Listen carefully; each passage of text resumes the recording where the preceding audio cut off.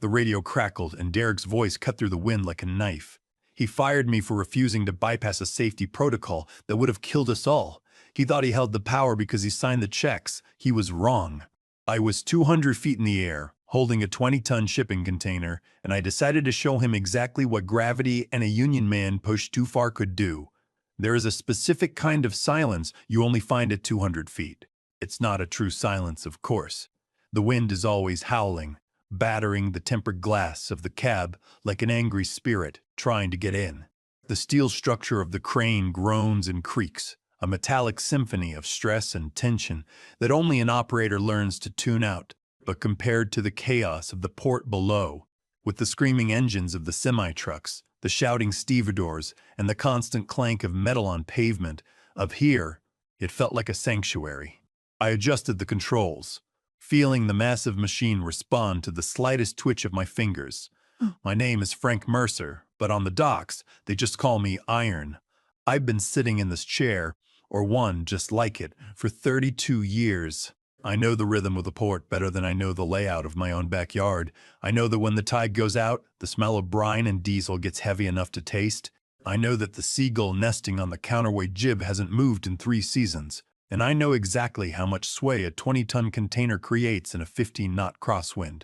Iron, you copy. The voice on the radio broke my concentration. It wasn't Toby, my usual spotter. Toby respected the silence. This was the nasal, impatient whine of Derek Walker. I sighed, staring out at the horizon where the gray ocean met the gray sky. Derek was 28 years old, wore a hard hat that looked like it had just come out of the plastic wrapper, and drove a BMW that cost more than my first house. He was the nephew of someone important, installed as the site foreman 3 weeks ago to optimize efficiency. In port terms, that usually meant cutting corners until someone got squashed. "I copy, Walker," I said, keeping my voice flat. "I'm in the middle of a lift. Container 404 Bravo. Heavy load. You're moving too slow, Frank," Derek snapped. "The trucks are backed up to the gate. We're losing money by the second. I need you to bypass the load sway dampener. Just swing it and drop it. We need speed today, not precision." I tightened my grip on the joystick. The dampener was there for a reason. It prevented the massive steel box from turning into a wrecking ball if the wind picked up. Bypassing it was a violation of OSHA regulations, company policy, and common sense. "Negative," I replied, watching the container hover steadily over the chassis of the waiting truck. "Wind is gusting at 18 knots. If I disable the dampener and we catch a gust, I could take out the truck cab.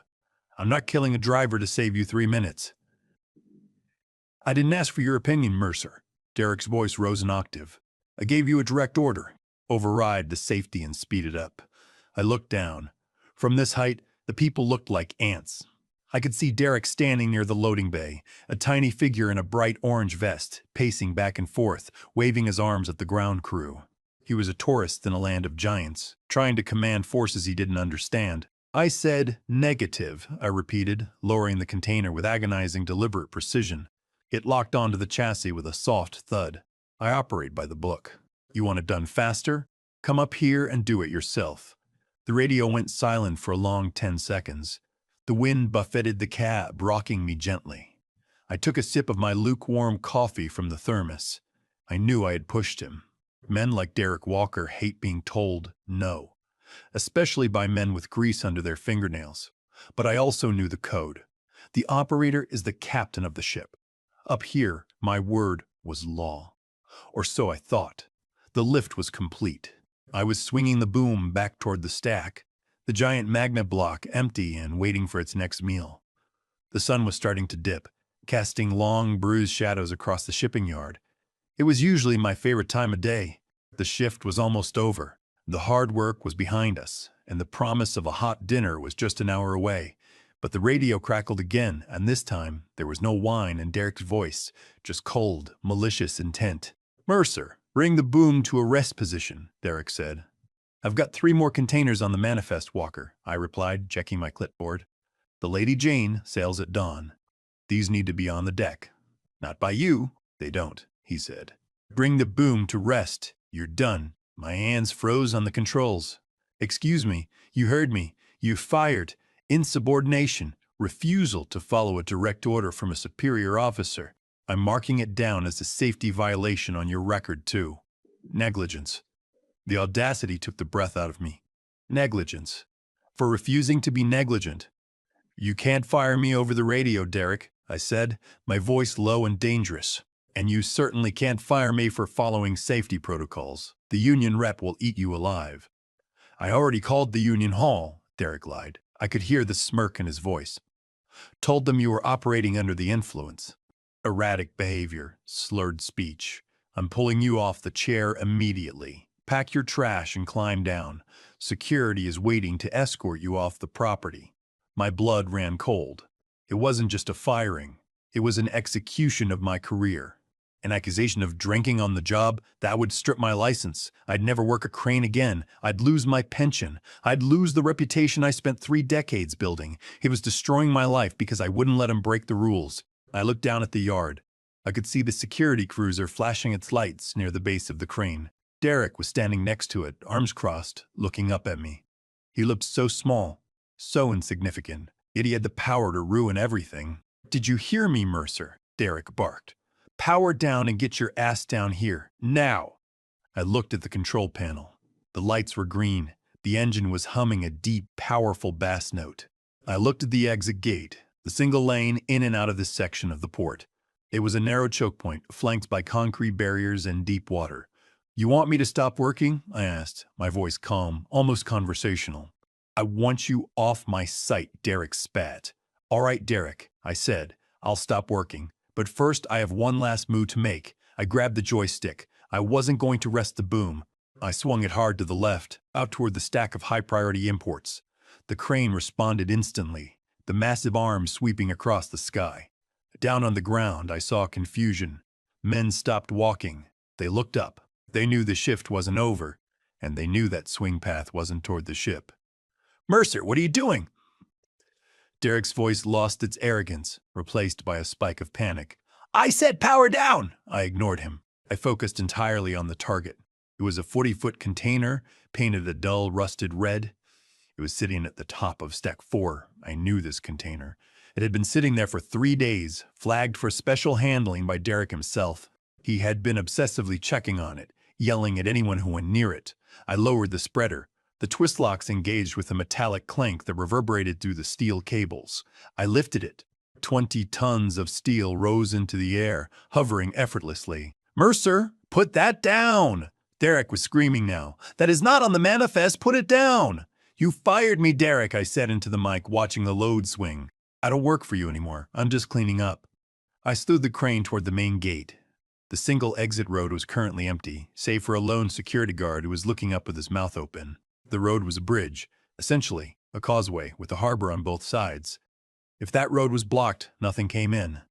Nothing went out. The 20 trucks lined up to leave? Stuck.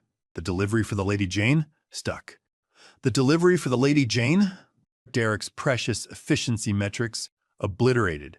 I positioned the container directly over the narrowest point of the exit road. I checked my monitors. No people, no vehicles, just asphalt. "Mercer, don't you dare!" Derek shrieked. "I'll have you arrested. I'll sue you for everything you own." "You already took my job and my reputation," I said, my hand hovering over the release toggle. "You got nothing left to threaten me with." I looked at the wind gauge. 12 knots. "Steady. This is for the safety violation," I whispered. I flipped the toggle. The clamps disengaged. For a split second, the container hung in the air, suspended by nothing but momentum. Then gravity took its due. The massive red box plummeted. It didn't tumble. It fell flat, perfectly aligned with the road. The impact shook the entire crane tower. Boom! It was a sound like a bomb going off. Dust and asphalt shards sprayed into the air. The container slammed into the road, embedding itself into the tarmac, effectively turning the exit gate into a steel wall. But it didn't just land. The force of the impact was so violent that the rusted seams of the container split open. I leaned forward, squinting through the glass. The doors had buckled, and something was spilling out. It wasn't standard cargo. It looked like heavy spools, industrial equipment. I didn't care what it was. I just knew that nobody was going anywhere. "Oops," I said into the radio. "Slipped." I reached for the ignition key of the crane, twisted it to off, and pulled it out of the slot. The engine died, plunging the cab into a sudden, ringing silence.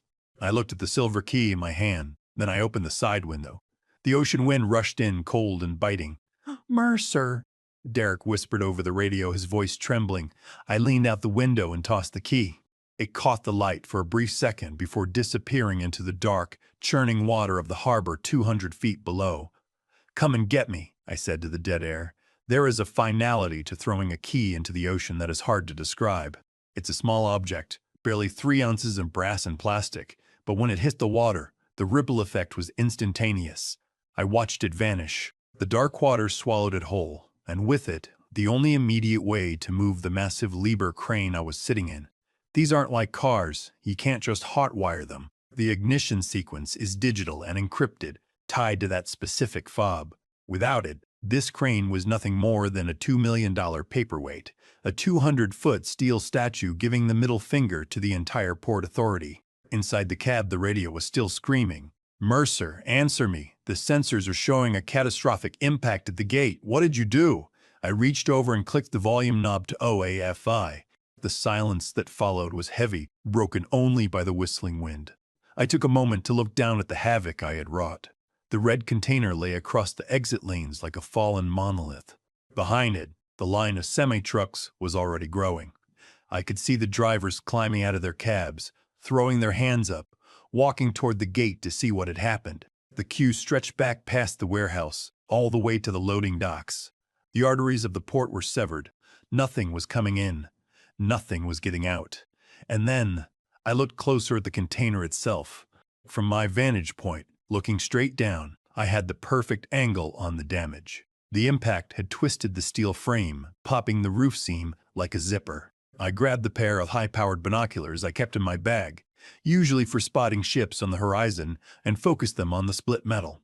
It was supposed to be empty, or at worst, filled with low-grade scrap metal destined for recycling. That's what 404 Bravo designated on the manifest. But through the lenses, I saw something else. Glinting in the fading sunlight, peeking through the torn roof, was the unmistakable shine of bright, polished copper. And not just wire-thick, industrial-grade spools of it. Beside the copper, I saw the distinctive black casing of server racks. My stomach tightened. That wasn't scrap. That was high-value cargo. Hundreds of thousands of dollars worth of electronics and raw copper. Why was Derek Walker shipping a fortune in tech and metal out of the country in a container marked as garbage? I lowered the binoculars. The adrenaline of the drop was fading, replaced by the cold clarity of realization. I hadn't just caused a traffic jam. I had accidentally smashed open a piñata that Derek Walker had been very, very desperate to keep sealed. I packed my thermos. I put my sunglasses in their case. I zipped up my heavy canvas jacket. "Well, Frank," I muttered to myself, "you wanted to make a point. I think you just made a war. The descent from a gantry crane is a punishment for a young man.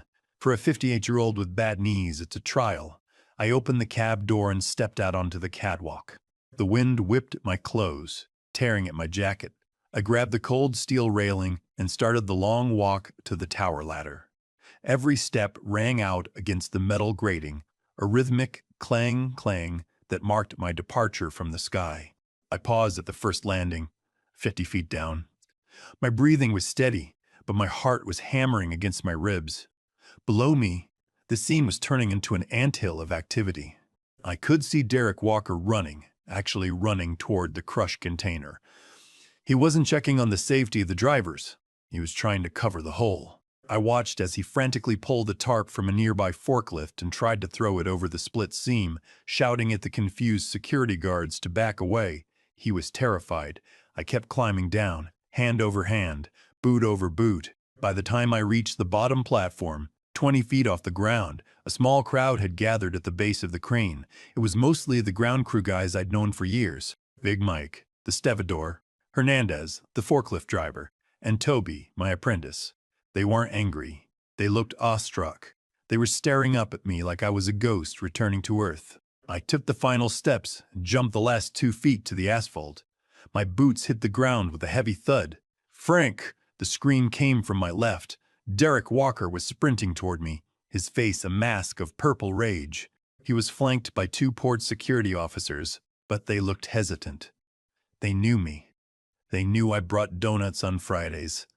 They didn't know Derek, other than the fact that he yelled at them for taking bathroom breaks. "You lunatic," Derek screeched, stopping inches from my face. Spittle flew from his mouth. "Do you have any idea what you've done? You've destroyed company property. You blocked the federal highway access. I'll have you buried under the jail." I stood my ground, towering over him by 3 inches. I dusted off my jacket, deliberately ignoring his outburst. "I'm off the clock, Walker," I said calmly. "You fired me. Remember, move that crane," he demanded, pointing a trembling finger at the tower. "Get back up there and move that container right now, or I swear to—" "Can't," I interrupted. "Keys are gone." Derek froze. "What? Keys?" I repeated, pantomiming a throwing motion. "Ocean. Splash." His eyes bulged. He looked at the dark water of the harbor, then back at me, then up at the 200-foot tower blocking the sky.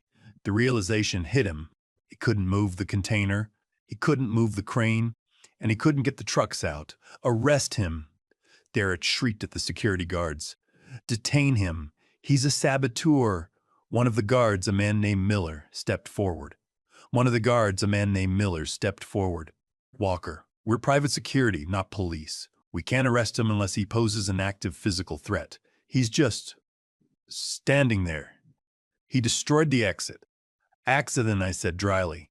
"Like you said on the radio, I was negligent." Clumsy old me. I stepped around Derek. He tried to grab my arm, but I shook him off with a shrug of my shoulder that sent him stumbling back. "I'm going to my truck," I said. "Since I can't leave the property because someone blocked the exit, I'll be in the parking lot waiting for the real police. I imagine they'll want to see the manifest for that container you're so worried about." Derek went pale. The color drained from his face so fast I thought he might faint. He didn't say another word. He just watched me walk away, his mouth opening and closing like a fish on a hook. My pickup truck, a battered Ford F-150 with 200,000 miles on it, was parked near the break room.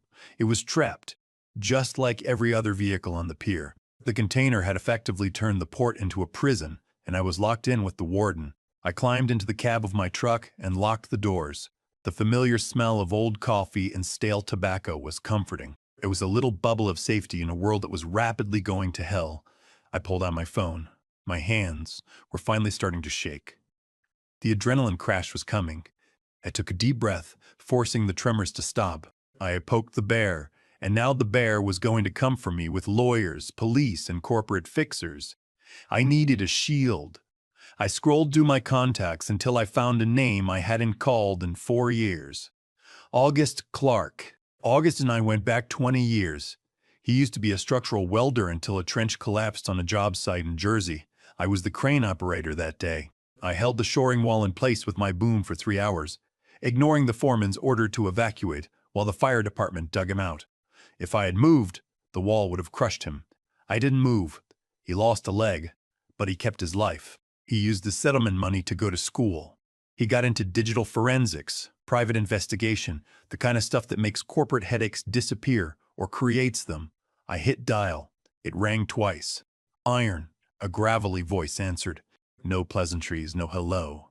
He knew who it was. I saw the news. "The news?" I asked, surprised. "It just happened 10 minutes ago." "Port scanner Twitter feed," August said. "Catastrophic blockage at Port Gate 4. Crane operator went rogue." "That you?" "That's me," I admitted. "You okay? Physically?" "Yeah. Legally. I'm about to be in a lot of trouble, August. I need the favor." "Name it." "I got fired by a nepotism hire named Derek Walker. He tried to frame me for drinking. I dropped a container to block the exit." August chuckled, a dry, rattling sound. "Subtle. The container split open, August. It was marked as scrap, 404 Bravo. But I saw copper spools, computer racks, high-end stuff. Walker's terrified. He's trying to cover it up right now with a tarp." The line went silent. The humor vanished from August's voice. "Smuggling," August said. "If he's shipping high-value copper as scrap, he's stealing from the company and selling it overseas. No customs declaration, no taxes. That's federal, Frank." "I need you to prove it," I said. "Because in about 20 minutes, the real cops are going to be here. And Walker is going to paint me as a disgruntled drunk who destroyed the port. I need to flip the script. Sit tight, August said. Don't say a word to the police. Don't sign anything. I'm tapping into the port's inventory network now. If you doctor the manifest, there will be a digital footprint. I'll be your lawyer of record until I get there. You just hold the line, Iron. I'm not going anywhere, I said, looking out the windshield. Outside, the blue flashing lights of the Port Authority police were reflecting off the warehouse walls. They were here. August? Yeah? Dig deep. I want to bury this kid. Consider it done, August said. Hang up. Put the phone away. Here comes the cavalry. The arrival of the Port Authority police is never subtle. It was a cacophony of sirens, the heavy slam of cruiser doors, and the harsh glare of spotlights cutting through the gathering dusk. 2 cruisers pulled up right behind the blockage, their lights reflecting off the twisted red metal of the fallen container. I sat in my truck, hands on the steering wheel at 10 and 2, waiting. Derek was there instantly, practically dragging the first officer toward my vehicle. It was Officer Davis. I knew Davis. He was a good man, a 20-year veteran who had worked the docks detail long enough to know the difference between a bad day and a bad criminal. Derek pounded on my window. That's him! That's the maniac! Get him out of there. I rolled down the window slowly. The cold harbor air rushed in, smelling of exhaust and impending rain. Evening, Frank, Davis said, ignoring Derek's screaming. He leaned down, his eyes scanning the interior of my cab. Quite a mess you made out there. Traffic is backed up to the interstate. Evening, Officer Davis, I replied calmly. Accidents happen. Accident, Derek shrieked. He did it on purpose. He was drunk. I fired him for being intoxicated on the job, and he retaliated by destroying the exit. I want a breathalyzer test right now. Davis looked at Derek, then back at me. Is that true, Frank? You been drinking? Not a drop, I said. Mr. Marici, Walker here fired me for refusing to bypass a safety lock out on the crane. He invented the drinking charge to cover his tracks with the union. Wire! Derek yelled. Test him! Davis sighed. He pulled a breathalyzer unit from his belt. Standard procedure in an industrial accident, Frank. Step out of the vehicle, please. I stepped out. The asphalt was cold under my boots. A crowd of drivers and dock workers had gathered at the perimeter, watching the show. I blew into the tube until it beeped. Davis checked the readout. Uh-oh. Davis read aloud. He turned the screen toward Derek. He's stone cold sober, Mr. Walker. Derek blinked, his face flushing a deep, ugly red.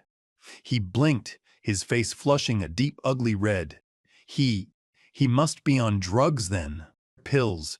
You need to take him to the station for a blood test. I'm not arresting a man for 0.00, Davis said, his voice hardening.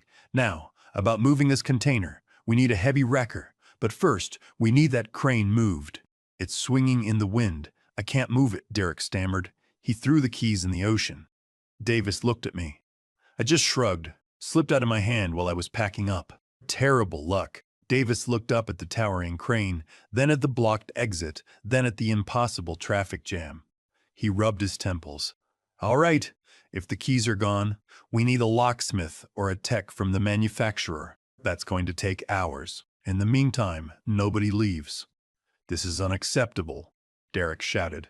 I have cargo that needs to move. Nobody is moving anything, Mr. Walker, Davis said firmly. This is now an active accident investigation scene. I'm calling in the commercial vehicle enforcement team to inspect the damage to the road and the container. At the word inspect, Derek went rigid. It was a subtle reaction, a stiffening of his shoulders, but I saw it. He looked at the split seam of the container, then back at the police officer.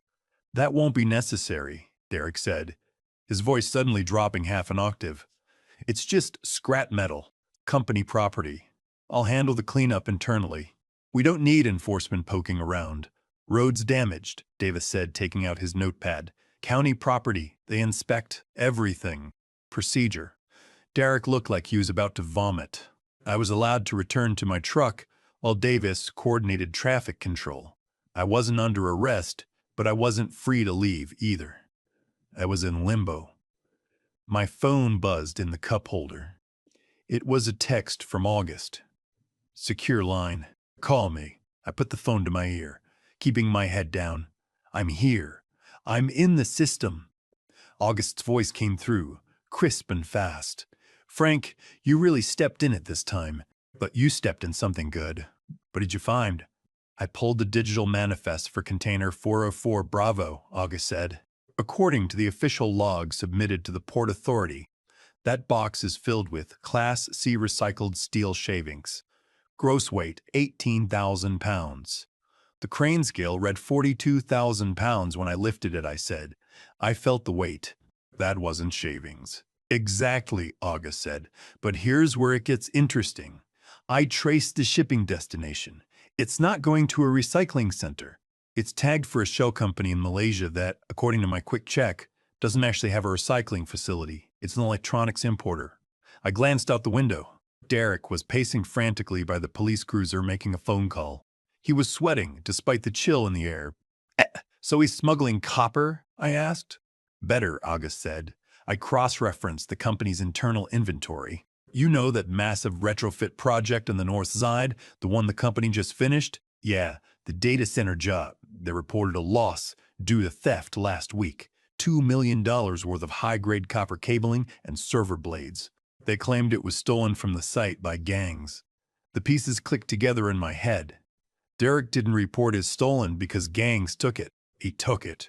He stole his own company's inventory, wrote it off as a loss for the insurance money, and is now shipping the stolen goods out of the country to sell them again, August explained. Insurance fraud, plus the black market sale.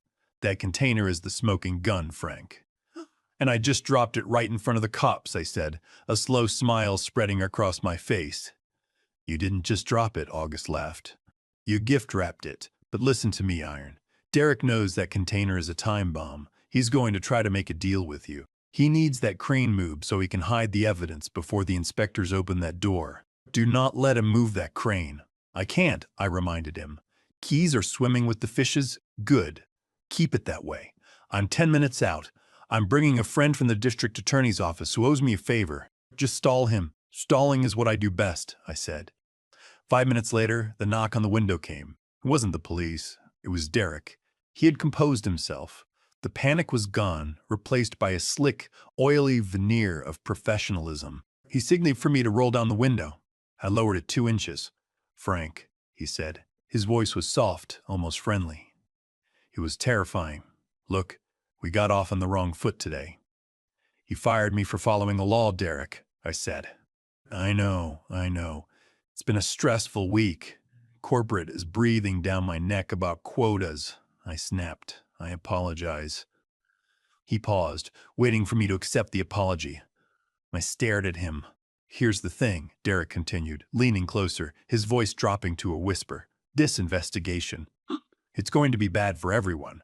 Bad for the company, bad for the port, bad for you. If the feds get involved, they'll tie up your pension for years in litigation. I can wait, I said. But you don't have to, Derek said. He reached into his jacket pocket. I tensed, but he didn't pull a weapon. He pulled out a checkbook. I can make this all go away, Frank. I can tell the officers I authorized the drop.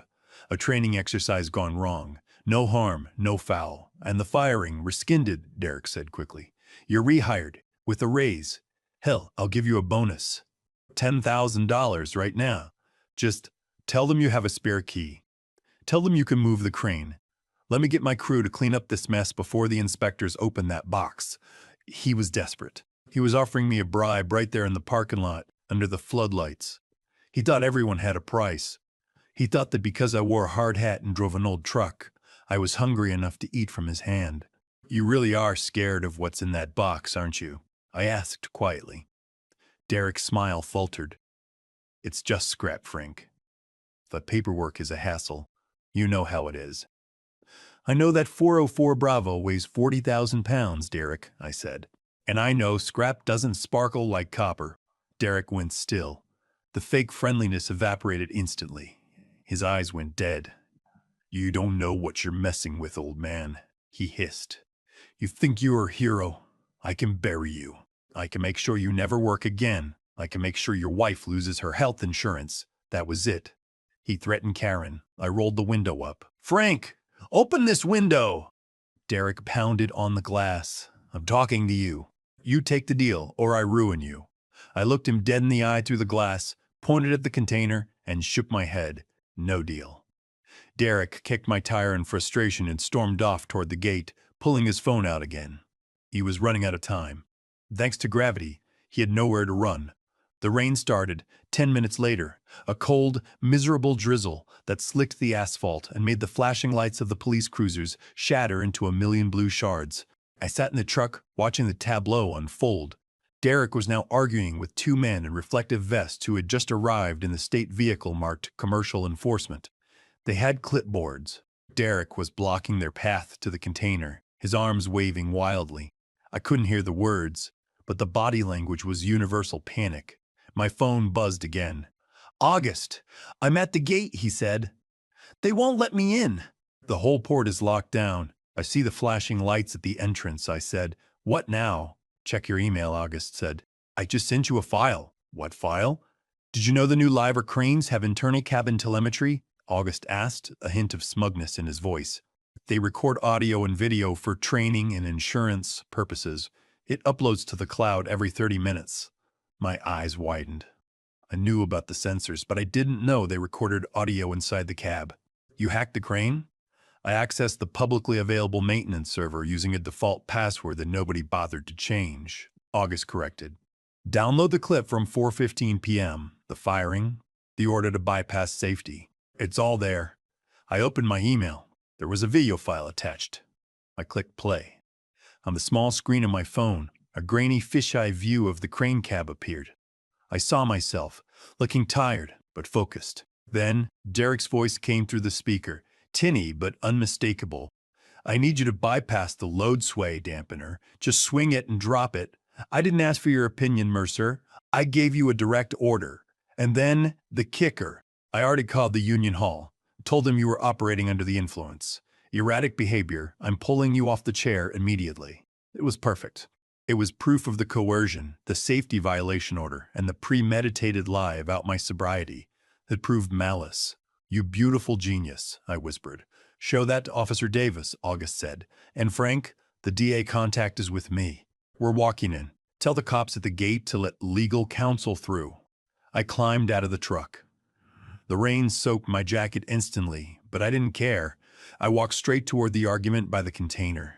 Derek saw me coming and pointed a finger. "Officer, get him back in his vehicle. He's interfering with an investigation." "Officer Davis," I said, raising my voice over the rain. "Before you let Mr. Walker explain why we can't open that container, I think you should hear this." I held up my phone and pressed play. Maximum volume. Derek's voice rang out in the wet air. "Bypass the load sway dampener. Swing it and drop it." Derek froze. The color didn't just drain from his face. It vanished, leaving him looking like a wax figure. The two enforcement officers stopped writing on their clipboards. Officer Davis turned slowly to look at Derek. "That sounds like a direct order to violate federal safety regulations, Mr. Walker," Davis said. "And," I added, letting the video play to the part about the fake DUI charge, "it sounds like filing a false police report, too." Derek stammered, backing away.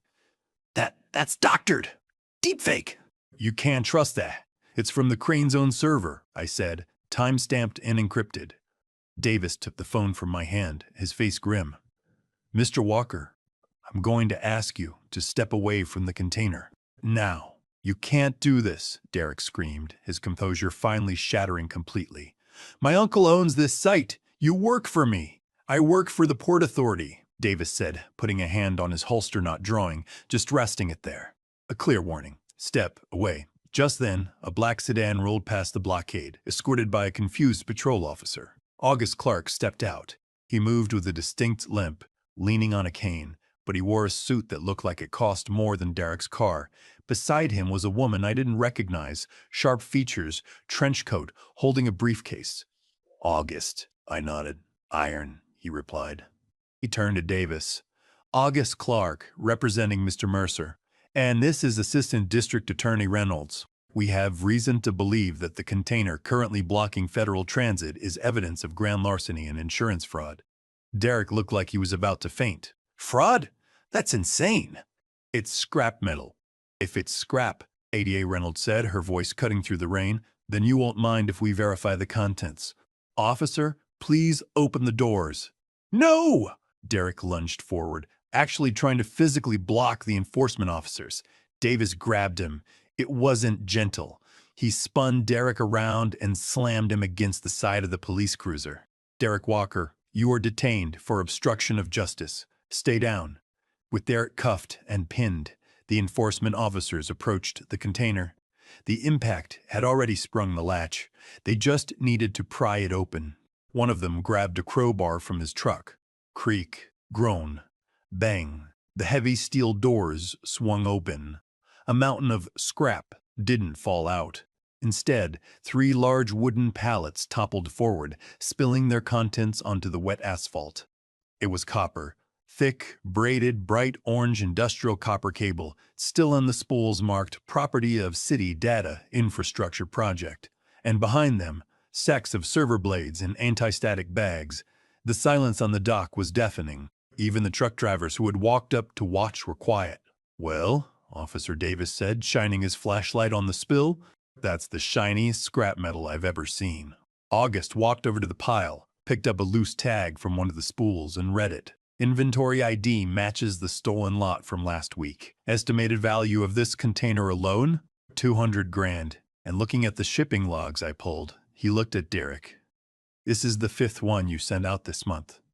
Derek, pressed against the wet cruiser, stopped struggling. He slumped, defeated. Mr. Mercer," Davis said, turning to me, "I think we can drop the investigation into your negligent driving." "I appreciate that, officer," I said, "though I'm still worried about that key I lost." "Don't worry," Davis smirked. "I think the crane manufacturer can rush a technician out here. Considering we just recovered $1 million in stolen goods, the city might even pay for it. The porch of my house overlooks the bay. It's not a big house, but it's paid for." The sun was setting, painting the water in shades of gold and purple, the same colors as the copper wire that sent Derek Walker to federal prison. I sat in my rocking chair, a cold beer in my hand. Karen was inside, humming as she made dinner. "Derek got 10 years. It turns out when you steal from the company, defraud an insurance agency, and falsify police reports, the judge throws the book at you. His uncle, Mr. Holloway, was forced to resign in disgrace. The company offered me my job back, with a promotion to lead trainer. I took it. I don't climb the tower anymore. My knees thank me for that. But I teach the young guys, the Tobys of the world, how to handle the steel. I teach them about wind shear and load limits. But mostly, I teach them that the machine doesn't run the man. The man runs the machine. And a man with a code is stronger than any hydraulics system." I took a sip of beer and looked at the camera. "You know, a lot of people asked me if I was scared when I dropped that container. If I was worried about losing my pension, my house, everything. And the truth is, yeah, I was terrified. But here's the thing about bullies like Derek. They bank on your fear. They think that because they sign the checks, they own your soul. They think you'll swallow your pride and look the other way because you have bills to pay. And for a long time, I did. I kept my head down. The mistake I made was thinking that silence would protect me. It didn't. It just emboldened him. The lesson I learned is that your dignity has a weight to it. It's heavy, and sometimes you have to drop that weight right in front of them to show them they can't move you. So, here's my advice to you. Do your job. Be the best at what you do. Make yourself irreplaceable. But never, ever let someone mistake your service for servitude. Keep your own records. Know your own worth. And if they try to push you off a cliff, make sure you're holding on to something heavy enough to drag them down with you. Trust, but verify. And always know where the keys are. I raise my beer in a toast. If this story of justice touched you, please like, share, and subscribe. We'll see you on the next shift.